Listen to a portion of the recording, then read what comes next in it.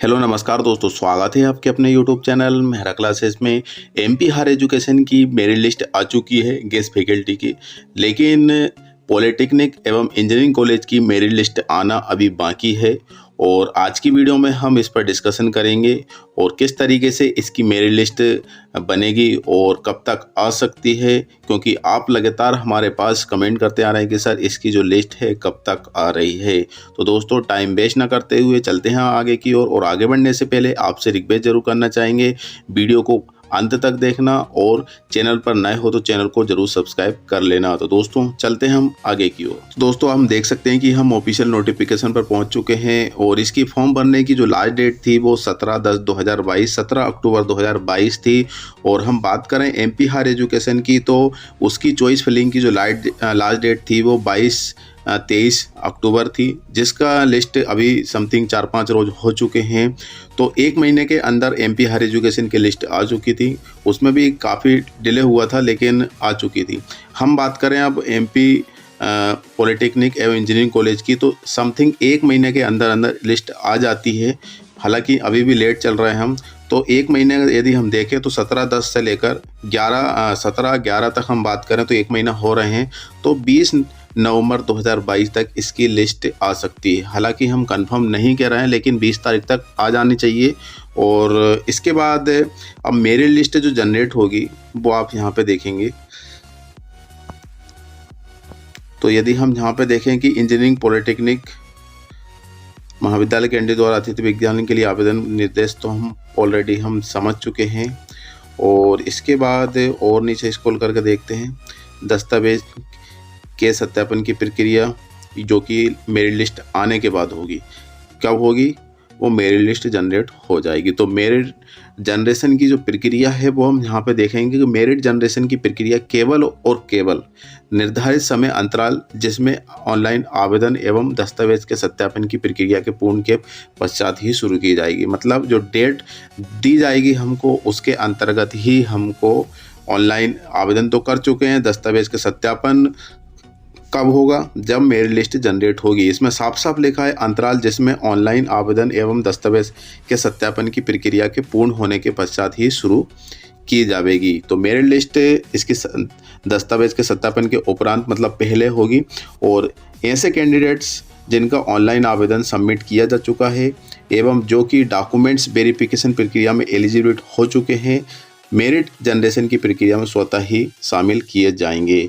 जिन्होंने भी आवेदन कर चुके हैं उन्होंने डॉक्यूमेंट्स अपलोड कर दिए हैं, अपने जो फॉर्म है सबमिट कर चुके हैं, तो वे डॉक्यूमेंट्स अपलोड करने के बाद ऑटोमेटिकली ये मेरिट लिस्ट जो प्रक्रिया है उसमें शामिल हो चुके हैं। उनको अब कोई टेंशन नहीं, कुछ प्रॉब्लम लेने की ज़रूरत नहीं है।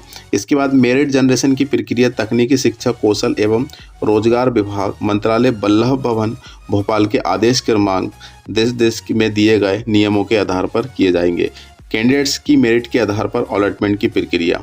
अब यहाँ पे हम देखें कि कैंडिडेट्स को उनके चुने गए विकल्पों में से अलॉटमेंट की प्रक्रिया की जाएगी, जो कि सिस्टम द्वारा मेरिट के आधार पर की जाएगी, जो कि दिए गए समय अवधि में कैंडिडेट के गेस्ट फैकल्टी रिक्रूटमेंट पोर्टल के लॉगिन में अलॉट होने की स्थिति में उपलब्ध करा दी जाएगी।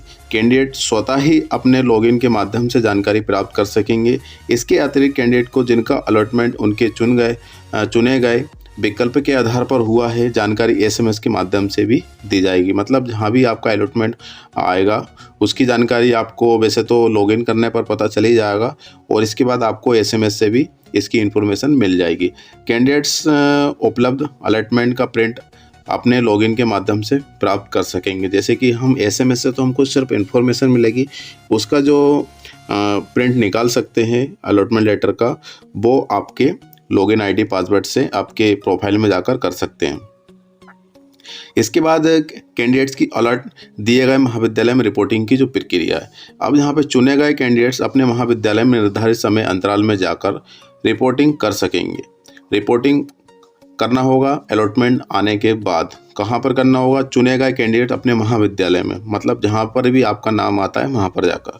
इसके बाद महाविद्यालय को उनके ये रिपोर्ट किए गए कैंडिडेट की जानकारी गेस्ट रिक्रूटमेंट पोर्टल के माध्यम से निर्धारित समय अंतराल में पूर्ण करनी होगी। ऐसे कैंडिडेट कैंडिडेट जो कि चुने गए एवं जिन्होंने संबंधित महाविद्यालय में रिपोर्ट नहीं किए जाने की स्थिति में नॉट रिपोर्टेड कर दिए जाएंगे एवं चुने गए महाविद्यालय की पात्रता नहीं रख सकेंगे एवं प्रक्रिया से बाहर हो जाएंगे। जैसे कि कभी कभी होता है कि हम फॉर्म तो डाल देते हैं लेकिन बाहर के कॉलेज आ जाते हैं, तो हम डिस्टेंस की वजह से, कुछ अलग रीज़न की वजह से हम रिपोर्टिंग नहीं कर पाते हैं, तो डेट एंड होने के बाद हम उसके लिए एलिजिबल नहीं रह पाएंगे और हम इस प्रक्रिया से बाहर हो जाएंगे। तो इस बात का ज़रूर ध्यान रखना। रिपोर्टिंग की प्रक्रिया के समाप्त होने पर रिक्त पदों की जानकारी विभागीय पोर्टल पर उपलब्ध रहेगी। रिपोर्टिंग की प्रक्रिया के समाप्त मतलब जो रिपोर्टिंग करते जाएंगे वो सीट ऑटोमेटिक अब पोर्टल पर अपलोड होती जाएगी और इसके बाद जो खाली पद होंगे वो भी आपको यहाँ पर शो हो जाएंगे। और इसके बाद ये आपकी अतिथि विद्वान की नियुक्ति हेतु दस्तावेज के सत्यापन केंद्रों की सूची ये दे रखी है। बाकी अभी तो लिस्ट का इंतज़ार है और ये लिस्ट 20 नवंबर 2022 तक आना बिल्कुल संभव है और कंफर्म नहीं कह सकते हैं लेकिन आ सकती है। तो आप लगातार थोड़ा सा देखते रहिए और इसके रिगार्डिंग वीडियो हम ज़रूर बनाएंगे। जब भी इसकी मतलब नोटिफिकेशन आएगा, हमारी वीडियो के माध्यम से नोटिफिकेशन आप तक ज़रूर पहुंचेगा। और इसके बाद आप जो भी वर्क कर रहे हैं उसको आप कंटिन्यू रखिए, क्योंकि आप इसमें फोकस करके रखेंगे तो थोड़ा उस पर आप कंसिडर नहीं कर पाएंगे, तो इस बात का ज़रूर ध्यान रखना। तो फिलहाल के लिए बस इतना ही, फिर से मिलेंगे नई वीडियो के साथ। जब तक के लिए जय हिंद, जय भारत।